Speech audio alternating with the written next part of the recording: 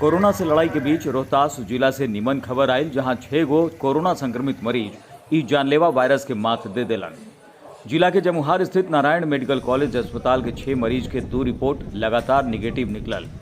ई सब सासाराम अनुमंडल के रहे वाला बाड़न। ई 6 लोग के घर भेजे से पहले एनएमसीएच के मेडिकल और प्रबंधन टीम द्वारा अस्पताल परिसर में पुष्प वर्षा और ताली बजा के स्वागत कइल गई। अस्पताल के पीआरओ के कहना बा कि ई लोग के 12 दिन तक अपन घर में ही क्वारंटाइन रहे के सलाह देवल गई बा। खबर भागलपुर से, जहां अपराधी बेलगाम होवत दिखत बाड़न, उनका कानून के कौनो डर नहीं खे। सुल्तानगंज में 2 दिन के अंदर 2 हत्या से दहशत के माहौल बन गई बा। बाथ थाना क्षेत्र के पांडे पोखर के नजदीक अज्ञात अपराधी विकास कुमार मंडल नाम के युवक की गोली मार के हत्या कर देलन। मृतक के परिजन विकास के कुछ दोस्त पर ही हत्या के आरोप लगैले बाड़न।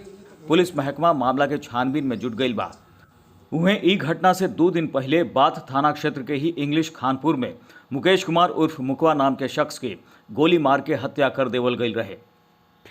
आपन जिला आपन इलाका के खबर खातिर देखत रही और सब्सक्राइब करी खबर या भोजपुरी चैनल, जे YouTube पर प्रमुख भोजपुरी न्यूज चैनल बा।